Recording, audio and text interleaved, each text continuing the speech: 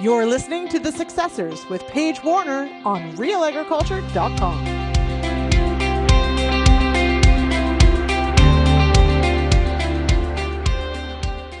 Hey everyone, thanks for tuning into this episode of the Successors Podcast. I am your host, Paige Warner. It's the middle of June, which is hard to believe. I feel like 2024 is flying by. June is probably one of my favorite months. I feel like it's one of those months that you are checking things off the to-do list. Hopefully the crop is in the ground by now. Cows are headed out to pasture or they're out in pasture already, and you would have had to have checked the fence before they got out there. So that's one thing off the to-do list. Because we all know the to-do list just grows and grows and grows. But if you're like me and you like to cross things off the to-do list, you just feel accomplished and like you did something. Hopefully wherever you are, you're getting the moisture you need or you're getting the heat. I know here in Northeast Saskatchewan, we need some heat now. We've got quite a bit of moisture compared to last year, but heat would be nice. So let's jump into my first guest. I'm super excited. I've known Kurtis for a lot of years, quite a while. So let's jump right into it. And joining me now is Kurtis Reid. Kurtis is from Martensville, Saskatchewan. Kurtis, how are you today? Oh, I'm good, Paige. Thanks for having me on. I've been looking forward to having a visit with you. Yeah. It's haven't seen you since Agribition, so it's it's hmm been a while. Yeah. So we'll jump right into this. So why don't you tell me a little bit about yourself and your family and just a brief what you do? Yeah. So right now, my wife and I, with our two children, we live north of Martensville, Saskatchewan. We have a small farm here, very small cow herd. Just trying to do our best to carry on a little bit of that family legacy of raising Hereford cattle. I'm the fifth generation of my family to raise Hereford cattle. I believe we're technically the oldest Hereford breeders in Canada. Oh wow. So it's kind of neat. My family registered our first Hereford in 1889, and we've been consecutive ever since. But we only calve out 40, 45 cows. That's not what we're doing full time. Full time wise, I work for Masterfeeds. I'm our sales manager for independent business here in Saskatchewan. So that has me up and down the road and probably sitting in a few more meetings than what I was used to when I was just a sales rep, but doing those things and enjoying it. I am able to see lots of the countryside, visit a lot with producers, trying to help them out in their day to day. That's kind of a short and sweet of it. This time of year, I find myself judging a few 4-H shows and kind of prepping for the upcoming summer. We've been quite fortunate to have some rain this year. We haven't had very much over the past 5, 6 years. So, Yeah, I bet you the grass is looking pretty good. hmm Or starting to at least. yeah, no, it looks pretty good Yeah. compared to what we had before. No, that's good. hmm So let's kind of talk a little bit about your family farm. So you farm with your parents.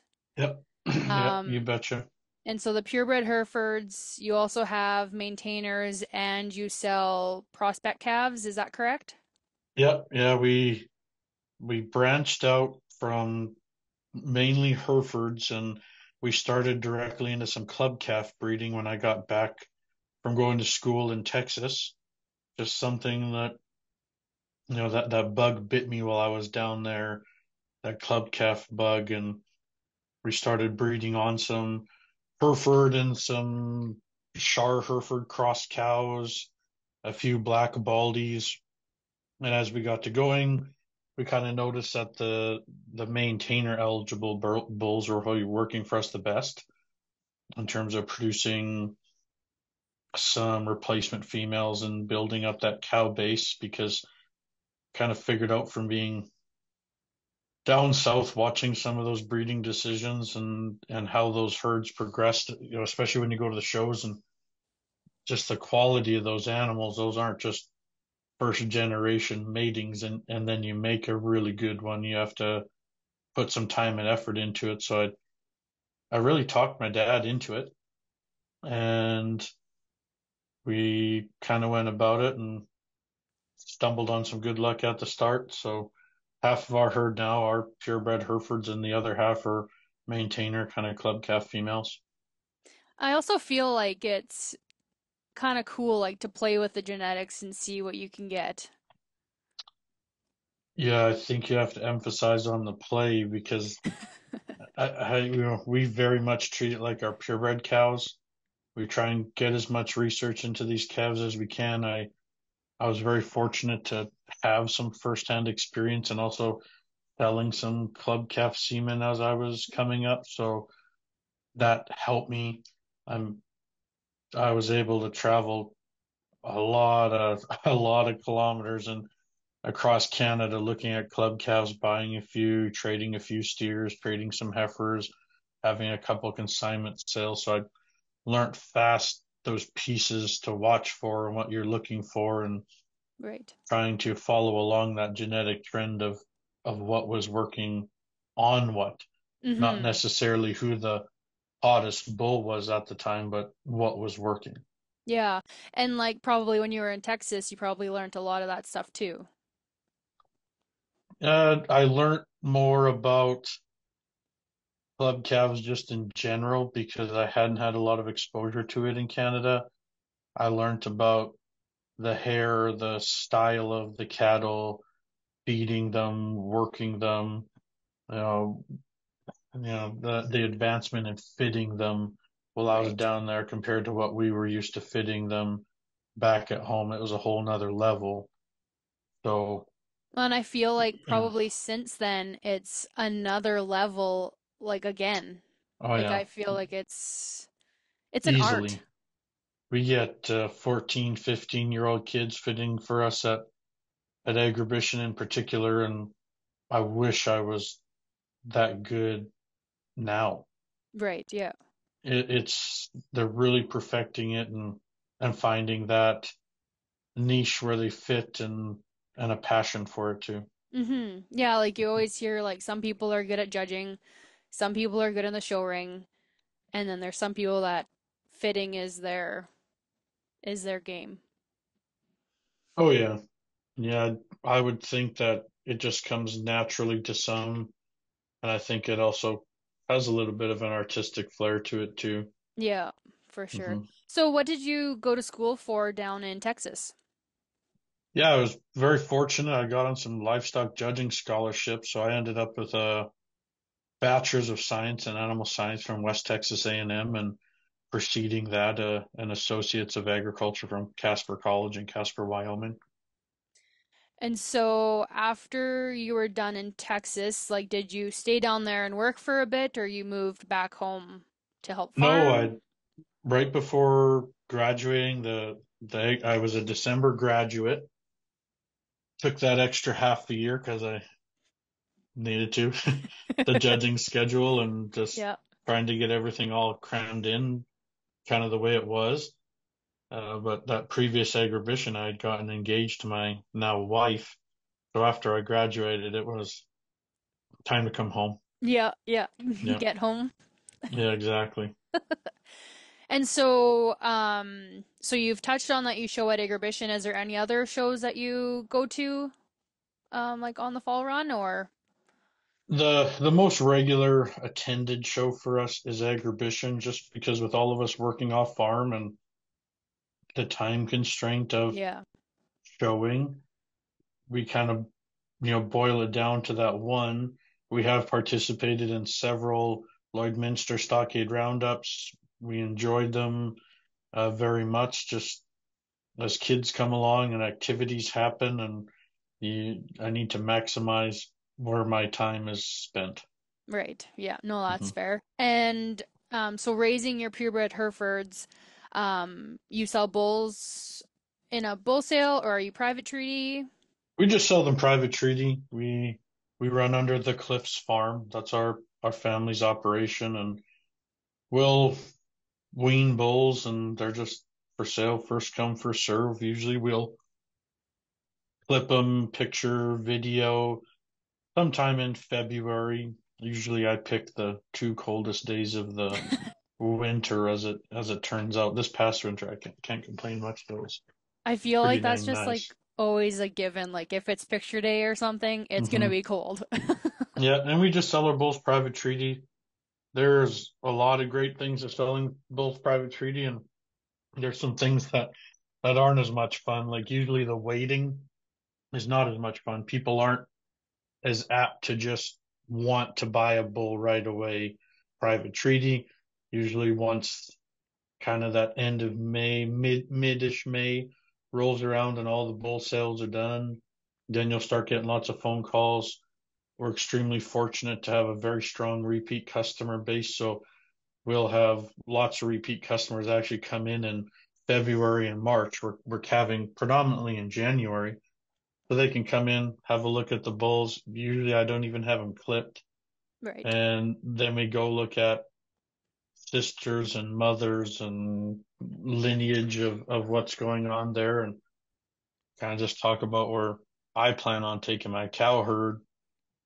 I like to hear where they're taking their cow herds because I think that's a good model that I need to base some of my decisions around too.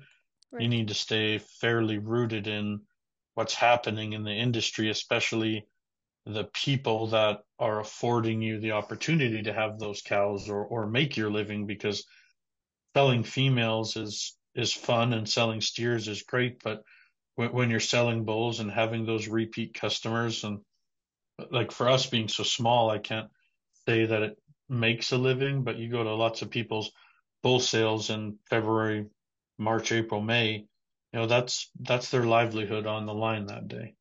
Right. And Hmm. so are you predominantly selling your bulls to other purebred breeders, or is it commercial guys, or a little bit of both? Predominantly commercial. Yeah, Okay. focus on selling a really good quality bull. Every now and then we'll get one moved in a purebred setting, and lots of times those are, it's a big achievement as a small breeder to move that out. Uh, Between my father and I, we've always just kind of felt that we market our bulls like a big breeder. Just because we're small doesn't mean we don't have the quality of a big breeder. Yeah. So we've really focused on making our cows the best we possibly. A lot of people throw on the term elite. I've probably only seen three or four truly elite ones in my life. So I call them really good. I try and make really good cows. If we do get, an elite one within that time frame, even though we're small, we're probably flushing her. We're trying to populate those genetics and keep ourselves advancing as quickly as possible. Right. So do you guys do like a lot of flushing and that sort Yeah, of stuff, or we've just rotated out of two fantastic cows that had a massive influence on our herd. So we have frozen embryos on those cows still, and now oh nice. we're propagating and building cow families based on them. And I look at my Hereford cow families, and my three best cows are all daughters or granddaughters of that one donor cow, and kind of the cow that put us on the map in terms of club calves and maintainers. We just lost her last fall, but we still have lots of eggs on old Curly Jane yet, so we're going to keep going that route and doing what we can. It's just tough too when you're a small breeder and you can only keep so many back to stay within your level, just time Yeah. commitment. So we do have to sell one every now and then because you still got to pay some bills. Yeah. Yeah, As much as you don't want to, but yeah, that's very true. so yeah, touching on you had said that you're the Saskatchewan sales manager, independent business, sorry, with Hmm. Masterfeeds. So what is that? Like what do you do, I guess, with that? Yeah. So my day to day in Masterfeeds is I have a sales territory. I call on private beef accounts, feed dealers, some dairy customers. And then I also have a team of 5 with dairy specialists, poultry specialists, equine specialists, and beef specialists that they report to me. So part of what I do within the company is just trying to be a good example, a strong leader to, offer, whether it's on farm, offering really good solutions for customer issues or helping out with nutritional balance or optimizing performance. With my sales team, it's about finding some outside of the box ideas to help them, whether it's prospecting or gaining new accounts or trying to advance their knowledge, not just in the nutritional field, but also with people skills and technical skills. Right. So is your team of 5, are they all based in Saskatchewan, or is it Yep, are all based in okay. Saskatchewan, and we cover every corner of the province. Okay. And so then do you deal with businesses directly, or is it mostly just farmers and producers? No, we'll deal with some business with some smaller businesses directly, and we refer to them as feed dealers. Like it's a portion of, how we consider them becoming part of our Masterfeeds family, and then selling our branded nutrition. Okay, yep. Yeah, Hmm. I know. Well, from Yep. our local store in town, that's that they carry your guys' stuff. So it's Yeah. always easier to go there than Yeah. having to go to I've Humboldt been to with get some. Masterfeeds for 12 years. I got really fortunate when I graduated and I moved back in December. Our feed rep that had been our feed rep for like 20 years was moving on, and he had told a really good friend of ours that, and just so that they could mention it to us. Yeah, okay. And at the time, we were actually Feed Right before we merged to become Master Feeds. Right. And I had another friend that was working at Feed Right. So it just came together so well. And somehow I tricked the then sales manager to give me a shot, 23 years old, and I thought I was smarter than all the rest. And, over the past 12 years, I've sure learned a lot and ridden a few of the ups and downs of the business. So it's been a lot of fun. So right when you moved back then from Texas is when you started with Master Feeds Yep. now, but Hmm. that's cool. I moved back right after Christmas time, and I started with Master Feeds on the 14th, the 12th or the 14th of January. Nice. So yeah, Yeah. there wasn't much time that it was that you were like looking for a job or whatever, right? You know how Hmm. sometimes when you graduate like college or university, it's sometimes there's that gap where you're like, what am I gonna do? Hmm. Well, believe me, that gap existed, and again, I talk about this so much, I guess myself, but I was very fortunate to have a network Hmm. that I developed over the years, and friendships, and made friends with the people my father was also dealing with, that kind of help you out along the way. Yeah. Hmm. So did you know that this was the job that you always wanted, like the dream job, or was it just kind of how the stars aligned and Hmm. No, that's a great question. I told my parents when I was about 12 years old that I was going to be a feed sales rep. oh wow, I that's cool. watched, I watched 3 or 4 like older members in the Canadian Junior Hereford Association, and through 4-H. And we were really fortunate growing up. My parents sacrificed a lot to get us to a lot of those different shows. Like I've shown Hereford cattle in every single province in Canada. I'm Nice. I'm so fortunate for that. So just in junior And shows yeah, like just that? at Yeah. just at junior shows. Yeah. Okay. When we started our Bonanza run, I was 8, and I only missed 2 until I was 21. Wow. So very fortunate for that. And we also went to several of the Canadian Charlotte Youth Association shows, but I watched lots of those older guys, a couple older gals, get livestock judging scholarships or go on and take agriculture in high school or in university, sorry, out of high school. And then they all got feed jobs. And because they had feed jobs, they got to go around to events and different shows. They got to still have their own cows. Maybe they didn't have 500 cows, but they all still had some cows. Right. I was raised in town. We didn't live on a farm. We kept our cattle at another place, at several different places over the years. And all those people are like family to us. But I just always dreamed that one day I would have my own farm.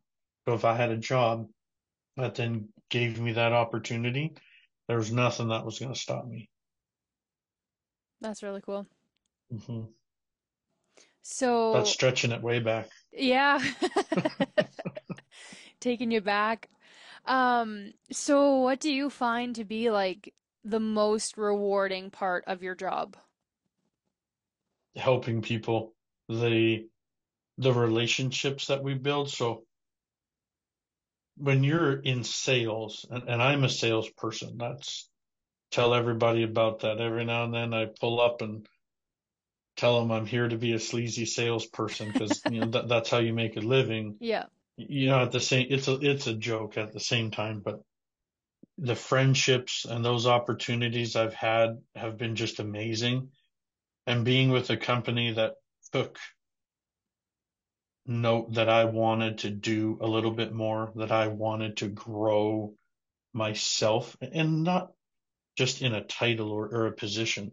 I Hmm. wanted to become better, whether that's in technical things, balancing diets.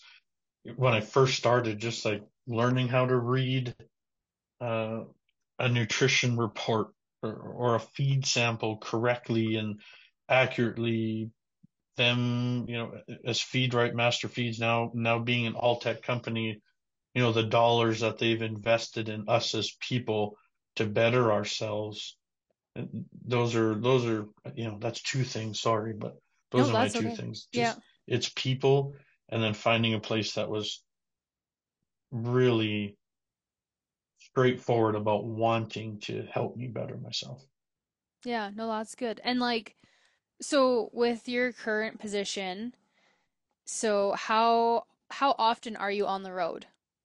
Like, are you home every night, every other night kind of thing, or Yeah, I try to be home most evenings. It doesn't always happen. right? If anyone out there's listening, I do accumulate enough that maybe appreciates this, understands this. I do accumulate enough hotel rooms to be a platinum Wyndham Rewards member.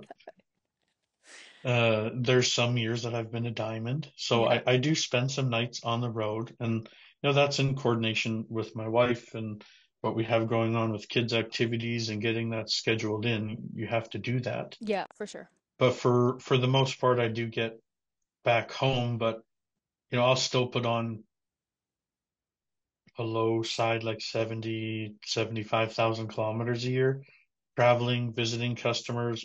It's not events and it's not trade shows. That's not what we do as a company. We're trying to get on farm and in front of people. Right. So yeah, you're more so visiting your customers and your clients and that sort of Hmm. stuff then. Yeah. I try not to take too many office days. I'll Yeah. just put it that way. I probably should take more now that I'm a manager and I'm maturing into that realization. Hmm. But it's hard when you're just used to booking out a week, 2 weeks in advance and getting out on the road. So, okay, so jumping in, you're wearing a hat actually. That Yeah. is another thing you do. So you're the creator and the host of the Lifestock Podcast. Hmm. So how did that start? Uh, it started because of headphones, wireless headphones. Because I work off the farm, Yeah. all my chores get done at night. feeding bales, feeding pails of pellets, doing checks. I have a headlamp, and in the back of the quad, I keep a real big like floodlight for when I'm doing calf checks or health checks or whatever, and I do everything at nighttime. So when I got my first set of, cordless headphones, it was a whole new world. But I started getting into podcasts, and a friend of mine actually referred me to listening to baseball podcasts to start with. I'm a huge baseball fan. Oh, you And and then Sean after like get that, along. yeah, I love baseball. And after that, through social media, actually, I found a couple of agriculture podcasts. One was called Side. Ferris Simon was the guy's name, and Ferris and I actually judged against one another. And I just had this idea, and it was kind of pulling at me that they talked to all these wonderful American producers, breeders, telling their stories, the insight and the mentorship that comes out of those things. I'm such a huge believer in mentorship and helping one another. I can't do what I'm doing unless I had those things. Right. And I let it nag at me for about a year. And I was talking on and on with my wife about it. And I finally just started messaging a few of the others that were doing that. And, another one, the one that really kind of pushed me over the edge to start my own podcast was Brad Hook.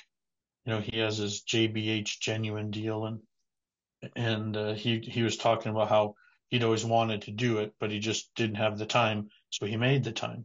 So I decided I was going to make the time, and I've been blessed to meet a lot of people in this industry, going to shows, the job that I have, just the passion for livestock in general. So I started researching how to do it, bought some equipment, lined up an editor, and started the Lifestock Podcast.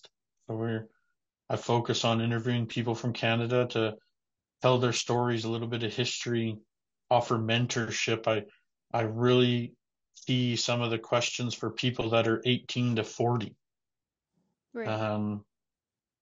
And I don't know if you can tell on camera, I'm really red right now because I just am a little bashful about it, but I'm just so fortunate that people want to listen, and that it has built just a wonderful little community, and the conversations that I get to have with people, whether it's on the microphone or at events or in messages back and forth. I'm very fortunate for that. Yeah, no, that's awesome. And so, what do you find to be like the most rewarding of hosting your podcast? Selfishly, it's learning something, one thing, 10 things from every single person that I interview. Yeah. There are some that decline, and that's perfectly fine. But I always tell them, like, this isn't about a 21 questions grilling session. This is literally just, as I tell them, it's like we're having a beer or a cup of coffee, Yeah, you're just having and a we have a conversation. conversation like that. Yeah. Yeah. And so, your guests, like, are all your guests Canadian, or do you branch out to the US as well, or? I've had a couple American guests. I had Ferris on Okay. that hosted that American podcast, and I have had a couple other Americans, and I try to keep it light Hmm. and move the conversation along. But I've really found that I need to really, in the background, I need to be really professional in getting some notes put together, sending those. We don't follow notes like they're a script by any means, but when you Hmm. send notes to someone, it stimulates their thought, and conversation is just so much easier because it takes 4 or 5 minutes for someone to warm up on a phone interview, a Yeah. microphone, just, you know, shake the cobwebs out a little bit. Yeah, no, for sure.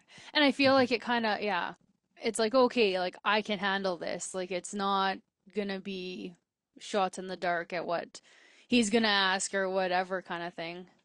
Hmm. So what do you find to be the most challenging of your podcast? Is it getting guests or No, just the number one most challenging thing is just scheduling a time, because okay. I start recording in March and I get a pile of them recorded in March, April, May, Oh yeah. because come June, July, people are busy. People Yeah. have families. They're haying. They're doing different things, and as you start doing some more podcasts and that, I sure find that my podcasts are really seasonal.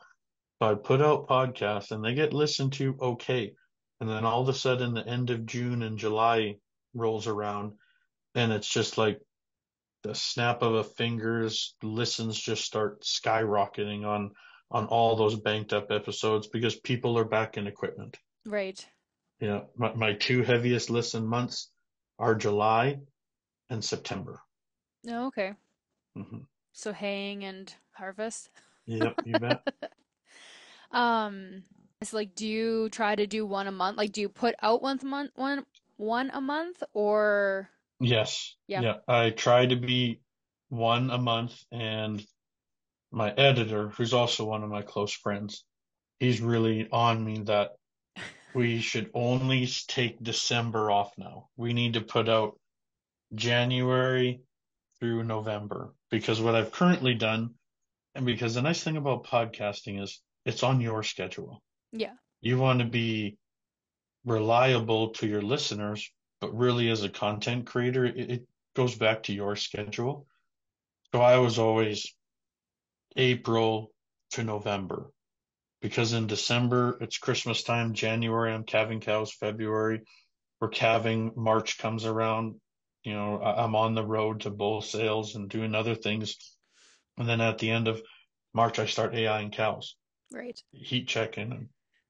But this will be my first year where I dive into a few solo episodes. So I'm actually more nervous about my own solo episode, because why does someone want to listen to me for 40 minutes? Oh, you'll do good. You're a salesman, you'll do good. We'll see. We'll see. It'll all come around. And yeah, just people that support the podcast and all the amazing guests. I want to keep it going as long as I can. I think it's really It's cool. a lot of work, but it's Yeah. really fun. Well, and then you put together like the show schedule too of Cross Canada. Like I've seen Yeah. that on social media and on your podcast. The last one I listened to. Mhm. Well, my dad was the guest. Your dad was my guest. Yeah. Had to listen to it. But yeah, Yeah. no, like that's super cool. So, but Yeah. yeah, no, so that's unfortunately all the time we have for. Thank you so much, Kurtis, for taking time out of your busy schedule. I really enjoy our talks when we get to have them down the show road, and yeah, I look Yeah. forward to Well, seeing I you. appreciate it very much, Paige. I hope I didn't ramble on too much. I'm just so humbled that you'd ask me. I appreciate that very much. And also thanks for letting me go put a hat on after baseball tonight and the wind was 70 mile an hour. That's lots of fun. And I wish you all the best. If you ever have some questions or anything like that, holler at me anytime. Yeah, sounds good. Thanks so much, Kurtis. I really appreciate it. You bet. Have a great evening. Yeah, you too. Take care. Bye. And thanks to everyone for listening to episode 18 of the Successors podcast. If you have any questions, guest or topic suggestions, you can reach out to me at PHOLMQUIST@realagriculture.com or find me on Twitter at PAIGEHOLMQUIST.